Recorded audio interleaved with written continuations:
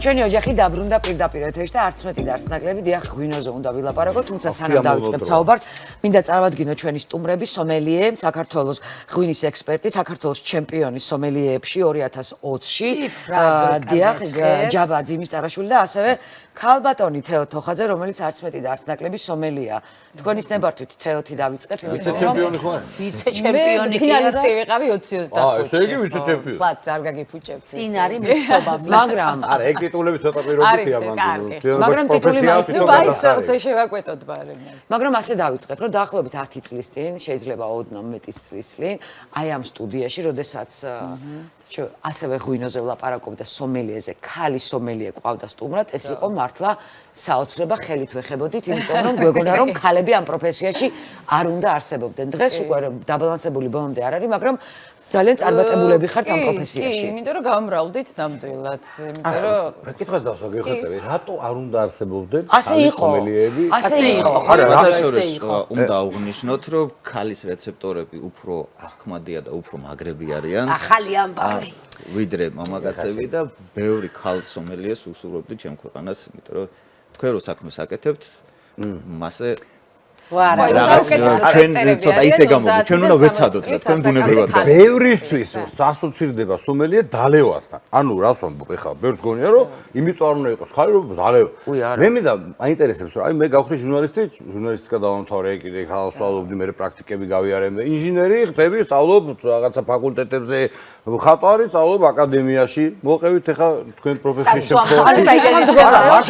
საიდან დავიწყეთ? ბევრი დალევა ჯაბამ დაიწყოს კიდე ჩემზე უფრო დიდი ხანია, კი მე მეჩემსაც ვიტყვი.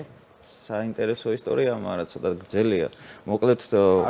მოკლედ ვიტყვი, რომ ჩემო მეგობარმა შემომთავაზა ეს სომელიეს პროფესია და არ ვიცოდი პირველად გავიგე. დაახლოებით 20 წლის წინანდელ ამბავს გიყვები.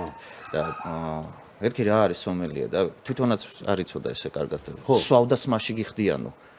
კარგად გიხდე ხო? და აი მარტივად ეგრევე დავთანხმდი, მეთქი მინდა. ეგ არის. იფიქრე. და მოვდებ. ხო, მაგრამ აი თვითონ პროცესი უძახია, ის სწავლა რა, რაღაცა. ეგ არის ჩვეულებრივ, როგორც აი სიმძიმის აწევა ხო, პატარებით უნდა დაიწყო და მე ახვიდე მძიმეზე. მასე არის აქაც, უნდა დაიწყო უბრალოდ არომატები, თუნდაც სამზარეულოში, თუნდაც ვაშს რო აიღებს, სანამ ჩაგბეჭავ დაყნოსე მერე ჩაგუჩე, რომ ეს არომატები გაგიჟდეს და გამახსოვრდეს და ტვინი პირდაპირ გაწვდიდეს იმ არომატს, რაც უკვე დამახსოვრებული აქვს. აი მაგალითად მწვადის რო წვავს ადამიანი, ხო ყველამ ვიცით, სამეზობლოში ვიღაცა რო მწვადს წვავს. ასევეა შემწვარი კარტოფილი, ხო, ვიღაცა კარტოფილს წვავს, ყველამ ვიცით. რაღაც არის კიდევ ბავშვობის ტრავმები, რაც აი გვეზიზღებოდა და ეგრევე რო დაიჭერი არომატს, ხო? რაც გონებას დამახსოვრებულია, აი მაქსიმალურად უნდა ვეცადოთ ხოლმე რომ სახში ასანელებელს რაღაცა სამზარეულოში აიღეთ აყნოსე დადე უკან და მე ეს ყველაფერი შეიძლება თავისუფლად ანუ შეიძლება მე ხა ისე განვავითარო ჩემი რეცეპტორები რომ ოდესღაც მეც გავხდე სომელიე? აუცილებლად ეგრე ვიცი რომ რაღაცა კი, მაგრამ ნიჭიც უნდა ცოტა. მაგას ვამბობ რომ მოცემულ ნიჭი კაი მეხსიერება უნდა მაგამ ბავს ნიჭი. მარტო მეხსიერება? მეხსიერება უნდა კაი და უბრალოდ გავარიხეთ ჯაბამ რაც თქვა რა, ანუ გავარჯიშო უნდა ცხვირი ხა ხშირად რაღაცები ყნოსო, აი თქვენ როგორ რატო დაიწყეთ? აი მე რატო დავიწყე, იმიტომ რომ კავშირი არის ამ ამბავში. დალევა მაინდა ხო არ არის ჩემი ძლიერი მხარე რომ აი რაღაც დიდი ისინი დავიდგა და ვსვა, მაგრამ ჩემთანაც მოვიდა ესთეტიკით, მოდი ესე ვთქვა, ზუსტად ამ არომატების და ამ სუნებით და ასე შემე რომელიღაც წელი იყო აღარ მახსოვს 2014-15 აი დიდი დრო კი გასულა. ხო, მეც მაგამდე მაინდა ღვინოს არისო ჩემთვის საინტერესო რაღაც აი ესე და არ ვიცი რაღაც ესე 14-ში 15-ში გავსინჯე.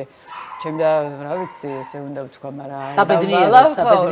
ახალზელანდიური პინო ნუარი იყო მოკლედ საქართველოში არ ვიყავი. ანუ პირველი ღვინო რასაც ეზიარეთ იყო ახალზელანდიური. ხო, ახალზელანდიური პინო ნუარი და გავშეშდი და ვთქვი რომ ეს რა არის, იმიტომ რომ ასეთი არომატი, ასეთი სუნები არაფერი მსგავსი არ დამინახავს და არ იყო და ნახე მე ხვდები, მე უკვე აქედან რომ ვიყურები ბევრი წლების მერე ხვდები რომ ყველაზე საუკეთესო და დასაწყისი არის, როდესაც იწყებ ღვინოში მოგზაურობას, ცოტა მსუბუქი ღვინით დაიწყო რა, რომელსაც არ აქვს მაღალი ტანინი, მაგალითად, გამიგია რომ ტანინი მძიმეა. ანუ არა დასათრობი, ანუ საქეიფო ღვინოთი. აი ესე დავარქმევდი.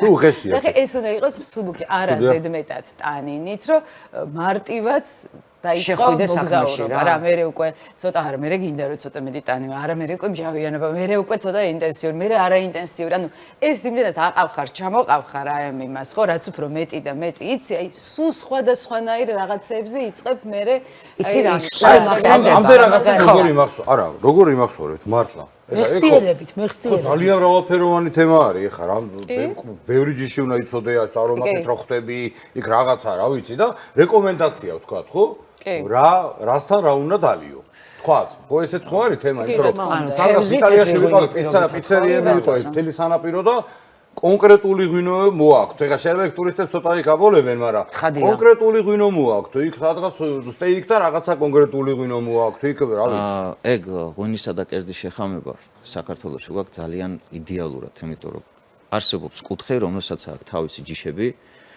აქვს თავისი სამზარეულო და აი კახური სამზარეულო ხო არის ძიმე არის ხორცეული და ჭირდება ტანინი ჭირდება ეს იმერული ხალეული ნიგზიანები და შესაბამისად დაბალი ესეთი ცოტა სუბუქსეული ამაზე ჩვენ მოწინაპარმა ხო თავისი ფიქრა და უკვე მოტანილი გვაქვს ჩვენ ახლის მოგონება არ გვჭირდება რაღაცის რა თქმა უნდა ერთ ინგრედიენტს შეუძლია მთლიანად კერძის გემო არომატიკა სტრუქტურას აიყვანოს სხვა მხარეს და აი მაგ დრო გჭირდება ხოლმე უკვე ამ ღვინოების ცოდნა რომ აი ამას რა მოუხდება რომელი მოუხდება არა დასავლეთი არა აღმოსავლეთი არა რომელიმე ევროპის ქვეყანა იმის მიხედვით უკვე დასვავ მაგრამ იცით რაჭაში გავიცანი 26 წლის ბიჭი ახლა უკვე დიდი იქნება ბევრად რომელმაც ბრიტანეთში მიიღო განათლება სულ სხვა კუთხით და ჩვენი ერთ დღესაც მიხვდა რომ არაფერი აღარ აინტერესებს შემოვიდა რაჭაში და თავისი ვენახი აქვს და მოკლედ ცხოვრობს ყურძნით და ასეთი რამ მითხრა ადრე ვსვავდიო სმა მიყვარდაო და რაღაცნაირად არც ემდი პატივს ღვინოსო მას შემდეგ რაც კულტურას გავეცანიო დავიწყეს სხვანაირად დალევა არასდროს აღარ ვთვრები ანუ სოდნას მოაქვს კიდე სმის კულტურა რომელიც ჩვენ დაკარგული გვაქვს მოდი ასე ვთქვათ სანამ კაცი ბაჟეში თავს აჩადებს არ ვეშვები ასეა აჰ გაჩერდი არა უკვე თუ ავიღებთ დაახლოებით 30 წლის შუალედს ძალიან განვითარებულები ვართ ამ ხრივ ადრე ჭიქაც არ იყო ხო რესტორანში ისეთი რომ ფეხიანი ჭიქა და ნორმალური დასაგემოვნებელი იყო ეხლა უკვე სხვანაირია ხო ეხლა ყველაფერი უკვე წინ მიდის და თან ამას კიდევ ხელს უწყობს რომ ჩვენ დავდივართ სხვადასხვა ფესტივალებზე ვსიძავთ სოფლიო ღვინოებს ასევე გაგვაქვს ქართული ღვინო იმათაც ვასინჯებთ ცნობადობა და ეს ყველაფერი რომ იზრდება ისე ვართ მოწოდების სიმაღლეზე საზღვარგარეთ ღვინის ქვეყანა ვართ არც მეტი და არც ნაკლები ვართ მოწოდების სიმაღლეზე იცი რა ჩვენ როგორც ობუქებთ ალბათ არა აღარ მაგითაც მაინტერესებს პასუხი არ არის ჯერ იმდენი მიუხედავად იმისა რომ ჩვენ დავიწყეთ ხო და სოფლიო გვაღიარა რომ ეს უკვე ეგ ძალიან დიდი მონაპოვარია ეგეც რა რომ დღეს უკვე ეჭვი არავის არ ეპარება თუ კი აქამდე თქვათ იგივე 5-10 წლის წინ იყო რომ აი სომხეთია და სომხეთში დაიწყო თავიდან ან ჩინეთიან რაღაც და ესე შემდეგ მე მახსოვს საფრანგეთში იყო ძალიან დიდი შეკრება და იქ აღიარეს. ხო, ანუ ეხა უკვე ეს არის. ეხლა კიდევ ერთი ძალიან უნიკალური რამ გვაქვს მაგ არტეფაქტის გარდა. ეს რასაც ვაწარებთ, ხო? ალბათ ქვევრის ღვინოჯობია აღნიშნეთ, იმიტომ რომ ყველაზე მაგარი რაც გვაქვს 8000 წლის უწყვეტი ტრადიცია გვაქვს ქვევში დამზადების. გარშემო შავი ზღვისპირეთის და ხმელთაშუა ზღვისპირეთის ყველგან არის ეს ქვევრები ნაპოვნი, მაგრამ ყველაზე მაგარი ის არის, რომ არც ამიერკავკასიაში და არცაც სამყაროში არ არსებობს მაგნაირი პრეცედენტი, რომ 8000 წელი ყოველ წელს ქვევში ამზადებდეს ადამიანი ღვინოს. შევინარჩუნეთ მარტო ეს ჩვენ და იუნესკომ იმიტომ მისცა არამატერიალური ძეგლის სტატუსი.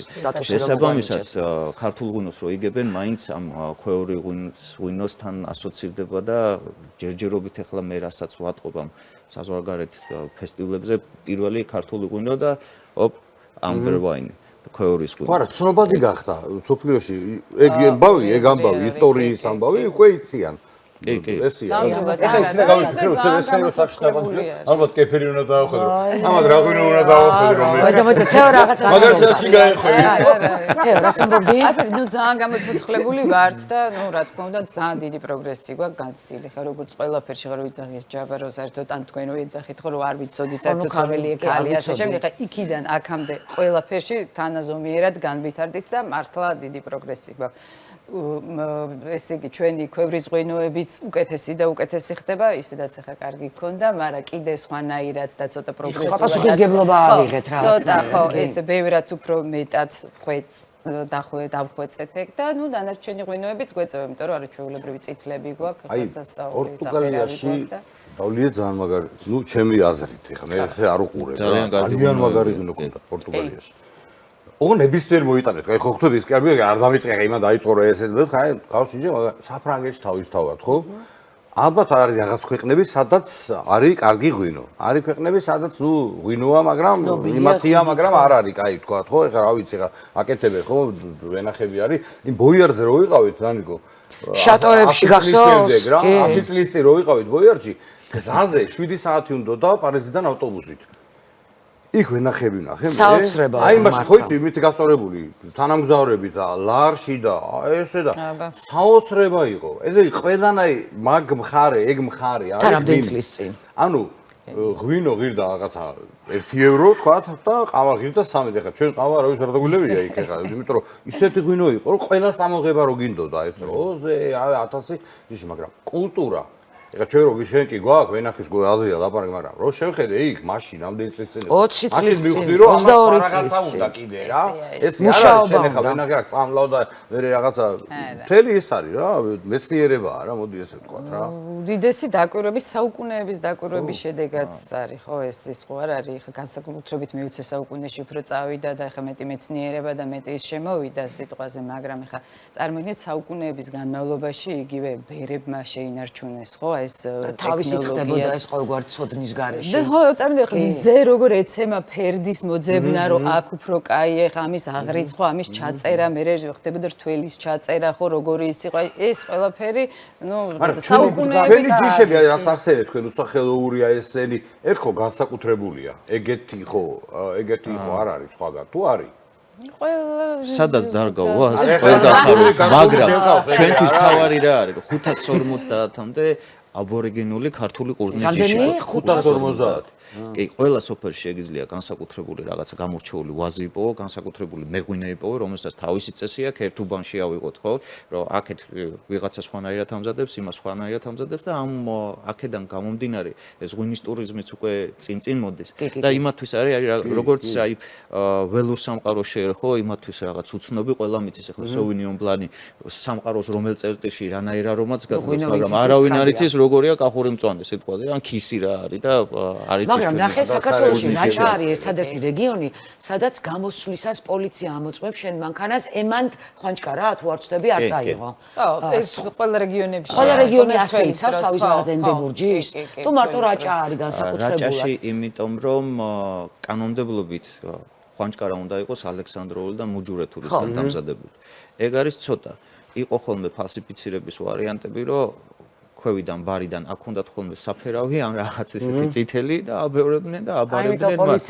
და ეხლა არის ეგ რომ რაღაც ისეთი უკვე მოგონილია რაღაც ბერკეტები აქ, ღვინის ეროვნული სააგენტო აკონტროლებს კიდევ რთველის მიღების დროს, რომ 1 ჰექტარი რო გაქვს დარეგისტრირებული, შენ მაქსიმალურად რამდენის მოყვანა შეგიძლია ამ 1 ჰექტარზე, იმის მიხედვით შენ ვეღარ მიიტან მიკროზონაში როცა გაქვს, ხო? ვენახი, ვეღარ მიიტან რაღაც იმაზე მეც, დასაშვებზე მეც, იმიტომ რომ ფიზიკურად საიდან მოიტანო უკვე კითხვა ჩდება ხო და რაღაცა ბერკეტები არსებობს უკვე რითიც შეიძლება ამ ყველაფრის კონტროლი. მაგრამ სრული ძვირიანი კულტურაა მოვლის მხრივ, ან თუ აქვს საბოლოო შედეგზე მნიშვნელობა როგორ მოული ვთქვათ რა წყლით მორწყავ, რა დანამაც გავაკეთებ. იცი რა მორწყვა რამე არა. არ ვიცი, ესე იგი ძალიან დიდი მნიშვნელობა აქვს ზუსტად ვენახს და ყოველთვის ეს აბსოლუტურად აღიარებული ჭეშმარიტება არის მოკლედ რომ დიდი ღვინო კეთდება ვენახში. ანუ ღვინო იწყება ვენახიდან. კარგი ვენახი, კარგი მოსავალი თუ არ გაქვს, გამორიცხულია იქ რაღაცა დიდი ღვინო. კარგი ღვინო გააკეთო დიდი ღვინო. ანუ ურთე ხოლმე რა თქმა რა არის კარგი მოსავალი, ანუ რას გულს. შეიძლება რაღაცა გააკეთო, გემოქონდეს, კაი, მაგრამ არ იყოს ეს არაფერი. ნახე, კარგი კლიმატი ხო, კლიმატი უნდა იყოს იმ პერიოდში კარგი, სწორად ყველაზე მნიშვნელოვანი კიდე არის ეს მევენახის მეღვინის გადაწყვეტილება, როდის დაიწყოს კრეფა, ანუ ის ყურძენი იდეალურ სიმწიფეში, იდეალური ესე ძართულია მოსაძებნად, მაგრამ ნახე, უნდა იყოს მაქსიმალური გამოყვანილი იქიდან, რა რო ეს ფენოლური სიმწიფე, ეს ყველანაირად უნდა იყოს, მარტო შაქრიანობა მიადე და მაღალი შაქარი გაგარა, ხო, ეგ წიწი და ყველაფერი არის. თქვენი ბრალია შესასრულში ღვინო რო ჩამომართვით, თორე ეხლა გექნებოდა ინდივიდუალია. ეხლა იცი რა, თქვენ პროფესიაზე რო გადავიდეთ ისე, თქვენი პროფესია რაში მდგომარეობს? აი კონკრეტულად რო გითხათ რაღაცა თემა. აი კონკრეტულად ვკითხავ კიდე უფრო ძიმ. აი ხა მე თან რო ვუსმენ. ამაზე კონკრეტულად რა გაუნდა? ნახე როგორ გითხავ. მხოლოდ ამასთან ასოცირდება მათი პროფესია, რომ აი უკვე დაყენებული, მოყვანილი ნაწვალები ისეთი ღვინოდებს და ესენი ისე რა თუ ძალიან კარგია ამბობენ, მაგრამ აი სანამ ეს ღვინო თქვენს ხელში მოვა, აი მანამდე რეკომენდაციების გაცემა არის თქვენი პროფესიის დამახასიათებელი. იცი რა არის? პირდაპირ არა, შეიძლება რომელიღაცა მეღვინეობამ გადაწყვიტოს შენთან თანამშრომლობა, იმიტომ რომ სწორი რჩევები, ნახე მოვიდა ადამიანი რჩევებზე, გეკითხება და მოეწონა შენი აზრები. გაითვალისწინა შემდეგ იმაში, ვთქვათ, შემდეგი რთველის დროს და ღვინის დაყენების დროს და თქვენ დაიწყეთ რაღაცა თანამშრომლობა, მაგრამ როგორც ასეთი სომელიე, მისი ძირითადი ხო, მოვალეობა ეს არის, ვთქვათ, რესტორანში, ასე შემდეგ, უკვე ეს რომ ურჩიოს ადამიანს, სწორად მოძებნოს. შუამავალი არის მეღვინეს და მომხმარებელს შორის, რომ მათ სწორად მიიტანოს და ისეთი ღვინო შეურჩიოს ადამიანს, რომელიც მას უნდა. რაღაც სწორი კითხვები მაშინ მე გეტყვით როგორი ღვინო მინდა. გამიგია და შეიძლება ვწდები. მე მაგალითად ალკოჰოლს იმიტომ ვერ ვსვამ, არ ვიღებ, რომ მაქვს საშინელი პახმელია, ნაბახუსები. ერთი ყლუპიც რომ დავლიოთ, ცუდად ვარ. გამიგია ასე, რომ არსებობს ღვინო, სადაც გოგირდის შემცველობა არის ნაკლები და ამ შემთხვევაში ღვინო ნაკლებად, ანუ ნაკლები ნაბახუსები გექნება.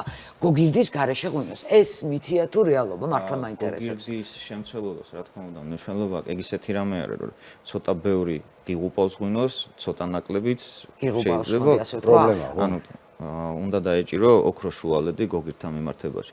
არის რომ ორგანიზმს ბევრ ადამიანს აქვს რაღაც უკუჩვენებები აქვს ამ გოგირდთან და ეს ნაბახუსები ზუსტად მაგის ანუ წამყვანი არ არის გოგირდი ნაბახუსებთან არ პროფესიაში არ არის ეს ორი რა თუ ალკოჰოლზე ხარ დამოკიდებული და ალკოჰოლი იწევს რაც გინდა დალიო არ აქვს მაგას მნიშვნელობა მაინც გექნება ეს ნაბახუსები ეს უკვე ინდივიდუალურად არის ადამიანის ორგანიზმზე დამოკიდებული მაგის თქმა რომ არ იქა და გოგირდის გარეშე ეს ხშირად გამიგია უბრალოდ არა ეგ თლად პირდაპირ მაგაზე არ არის ეგ დამოკიდებული ნამდვილად ვერ ვთქვით მაგრამ ვერ შეგირჩევს და რაოდენობა კიდე ხა რაოდენობა და კაი რაოდენობა და კიდევ ერთი რამე რასთან ერთად მიირთმევ აი მაგან შეიძლება კიდევ გამოიწვიოს რას ჭამ და რას ვსვავ პირობითად თეთრი ღვინო თუ დავლიე რასთან ერთად უნდა ვჭამო რომ ნაბახუსებზე არ ამოჩნდეს მოდი ეთერს იქით ნენელა დავიწყოთ და ვცადოთ რაღაც ნუ ეხლა არაყი უხდება თუ არ ამიშვილებს მოდი აი როგორც დაიწყო სომელიობა დაიწყო უფრო ჩატე ღვინით ესე ვთქვა ხო სუბუქად და მარტივად ნახე მარტივად გასაგები მარტივად აღსაქმელი ღვინოები ხო ანუ თეთრშიც მაგალითად რომელიც ცოტა ხალხს ეშინია ხოლმე ხშირად ახლა რაც გამომიც რაღაც მაღალმჟავიანი ვიცით რომ ანუ ჩვენთვის ეს არის ძალიან დიდი კომპლიმენტი ღვინოს რო ეუნები ეს არის რაღაცა კაი მჟავიანი რაღაცა ისეთი ადამიანს რო ეუნები რომ რაღაცა ისეთი ცოცხალი ცინცხა ჩვენ ვცდილობთ რომ მაღალი რაღაცნაირად ისე დავარბილოთ ეს სიტყვა და თქვათ რომ ცოცხალი ცინცხალი იმიტომ რომ თეთრი ღვინის ხერხემალი ეს არის მჟავიანობა თეთრი ღვინოს რომ აი კარგი მჟავიანობა და გამოკვეთილი მჟავიანობა არ ქონდეს იქნებოდა წყალწყალა რაღაცა არ მოგეწონება არავინ არ დალებდა თეთრ ღვინოს ამიტომ ჟავარი მისი აი რა გითხრათ რა ხერხემალი ამაზე არის აგებული განუყოფელი მშრალი თეთრი ღვინო არის ხო, აბსოლუტურად. ნუ ღვინოში აუცილებლად არის მჟავიანობა რა, ანუ მჟავიანობა, ტანინი, ასე ალკოჰოლი, ასე შემდეგ ეს ყველაფერი არის, ხო. შაქარი, შაქრის დაბალი შემცველობა, მაღალი შემცველობა ეს ღვინის შემადგენელი ნაწილია. ღვინის მჟავ არის როგორც თეთრ ღვინოში, ასევე წითელ ღვინოში, თუმცა თეთრი ძალიან წამყვანი როლი უკავია, იმიტომ რომ ამის გარეშე არ არის რა ღვინო. თან ახლა ხშირად გაიგებ უკვე რომ როგორი მოსაწყენი, რო შედიან რესტორანში, თქვენ უკვე ხშირად გაიგებ რომ აი ევროპული თეთრი ღვინო მინდა. ანუ უფრო მსუბუქი რა, ხო ესეა რა და ეხლა ეგ ტენდენცია არის ხა. ეს გითხარით რომ ეხლა ასაკში რაც შევედი მეთქი მირჩევნია რომ თეთრი ღვინო თან ბევრი არა. ეგ გემოგლობინი მქონდა და რაღაცა პრობლემები და მითხრეს რომ მოდი ესე დავიწყო და აბა 1-3 კვირა სადილის დრო თვითონ ყველაფერი დამილაგდა. წითელი თუ თეთრი გემოგლობინი? წითელი, ხო. ისე კარგად დავაგდა.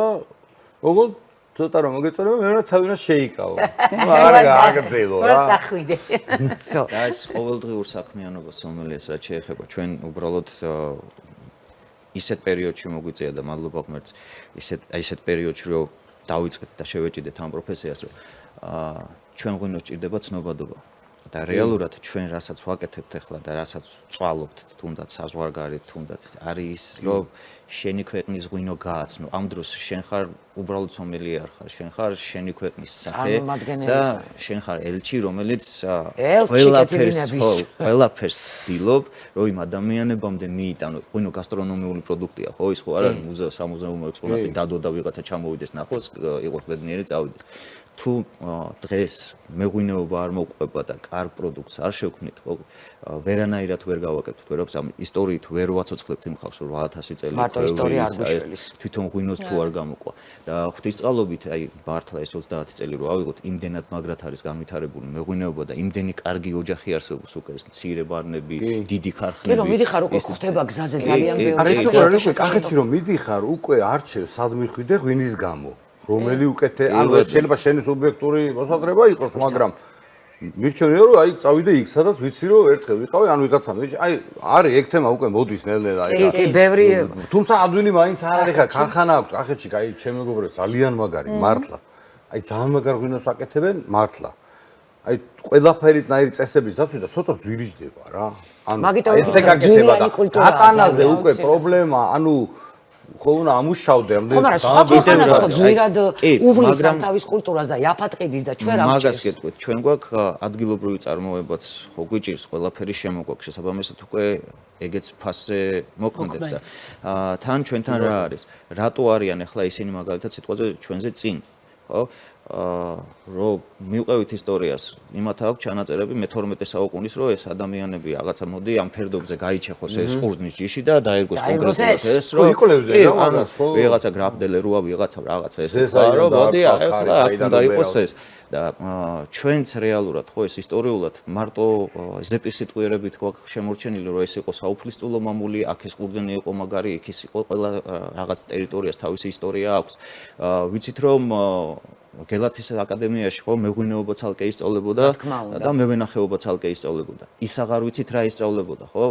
მაგრამ ვიცით რა ისწავლებოდა. ხო, უბრალოდ ეგ გავიცით, იმიტომ რომ თემურლენგის შემოსევების მერე იქ რაც იყო ყველაფერი დახვეთა იმ კაცმა და წაიღო თემურლენგმა ბოლოს გადაწვა საქართველოს რომ აქ რომ მოვალ არ დავხვდეთო და მაინც დავხვდით. თან ისეთი პრობლემა ევროპას არ ქონია როგორც ჩვენ ქონდა მოვიდეს ადამიანო გაგიკაფოს ვაზი ხო საზამთრო არ არის მომავალ წელს ჩაყარო და ერთ წელში მიიღო მაგას უნდა წლები მაგას უნდა მიყოლა ჭირდება რეალურად 16 წლის ვაზი უნდა გქონდეს რომ შენ რაღაცა დიდებული ღვინო მიიღო ხო ეხლა ხო მაგ პერიოდში ვართ მაგის მოძიების ძალიან დიდი პროცესია და მეღვინეობა არის ესეთი რამ რომ შენ რო დაიწყებ უკვე შენი შვილი მოიმკის ეგ არ არის ის რომ მე მოდი და წელს ბიზნესმენი ვარ და წელს რაღაცა მდიდარი გავხდები და მივიღებ ამ ყველაფერს თუმცა ეს ხო დასრულებზე და შვილიშვილებზე გადადის ეს ესეთი კულტურაა რომ მოიმკიან შენი შვილები და შენი შვილიშვილები როგორც უნდა მიყოს სწორად და სწორ გზაზე უნდა დააყენო ვაზიც და შენი ოჯახი და ისე შარშან ვიყავი მუხრანში ღვინის ფესტივალზე და მართლა გაოცებული ვიყავი აღმოჩნდა რომ ძალიან ბევრი ოჯახი არსებობს საქართველოში რომელმაც თვითონ დაიწყო ძალიან პატარა მასშტაბით ჯერ ქონდა ალბათ ძალიან პატარა ვენახი მე გაზარდა ვნახე უამრავი მეღვინეები რომლებიც არაჩვეულებრივ ღვინოს გვთავაზობენ ჩვენ იზღა დაგვრჩენი ალბათ რომ დავეხმაროთ ამ ადამიანებს რომ ეს მათი მათი პროდუქცია გაიტანონ საზღვარგარეთ. შვეიცარიაში ვიყავი, მოფრინავდი ცოტა ხნის წინ და შვეიცარიული ღვინო იყიდებოდა აეროპორტში, რა თქმა უნდა, ტურისტებისთვის არის და ღირდა სულ 8 ფრანკი. 8 სამჯერ, 20 ლარი საშუალოდ. ჩვენთან იყიდი 20 ლარად ღვინოს. არ მიყვარს მე ღვინო, არა. ყიდი მე ვთქვი რომ დიდად არ მომეწონა და კაიაო. აი მაგისთვის არის კარგი დიდი კომპანია. მე მგონი სწორი კითხვა დავსვე, არა? 20 ლარად შეგიძლია ძალიან კარგი ღვინო შეიძინო საქართველოს. კი. კი. და ამისთვის არის დიდი კომპანიები, მცირე მანას თუ რაღაცა ძვირი უჯდება და თავის ფიზიკურ შრომასაც ამატებს ამ ყველაფერს, დიდ კომპანიებზე ცოტა ისეა გადანაწილებული, აი მაგისთვის არის უნდა დააბალანსოს ყველაფერი, უნდა იყოს დიდიც და უნდა იყოს პატარაც, უნდა იყოს ნდობის ფაქტორი, უნდა იცოდე რომ სტაბილურად ერთი და იგივე ღვინო აიღო შეიძინო, რამდენი კომპანია ვიცით ახლა რომ ყოველ წელს იმისი ღვინო სტაბილურად კარგია. ადრე არის. ეხლა უკვე არის. ეხლა უკვე ძალიან მაგ სტაბილურობას აქვს ძალიან დიდი გადამწყვეტი მნიშვნელობა. აი ეგ არის რომ იტალიურ ღვინოს რო ყიდულობ რომელიღაცა ბრენდს იცი რომ სტაბილურად ერთი და იგივე გემოდახვდება, ერთი და იგივე თემა იქნება, აი ჩვენ ეგ გვიჭირდა. და მე მგონი ნელ-ნელა ეყოლა. ეხლა უცებ უნდა დავასრულო ცოტა ხანში მგონი და უცებ ეხლა ვიხსენებდი ფილმებს, სიმღერებს ღვინოზე, აი ჩვენია რა. დღეს კიდე არა, მართლა ეგრე არის. ჯერ იქ რო გარჩევა როა, იმ მოსავალი, რა ნომერი, მშობლიური, რა არის მშობლიური რა ნომერი? მშობლიური რა ნომერი არის? ხაწითელი ჭაჭაზე დაბუღებული. რა ნომერი. აჰა. მაგრამ ფაქტი ის არის, რომ დღეს თბილისის ქუჩებში ძალიან ბევრი ღვინის მაღაზია, კაფე გაიხსნა, სადაც შეგიძლია და მიხვიდე უბრალოდ კი არ დალიო, უბრალოდ აი ქართულად არ ვიცი ეს სიტყვა როგორ თქვა, ისი ამოვნო. არა, არ მიყვარს ეგ სიტყვა დაგემოვნობა, გასინჯვა იგივე. ანუ დაატრიალო და შეიგრძნო თავიდან ბოლომდე ღვინის კულტურა. მე მგონია რომ სწორ გზაზე დგას ჩვენი ქვეყანა ღვინოსთან მიმართებით, არა? თქვენ კიდე კაი ხალხი ხალხი ხართ ისეთი თემაა რომ თუ პანდემიამ ყველაფერი გააჩერა, ერთი გვეღვინეობა მუშაობდა და არ გაჩერებულა.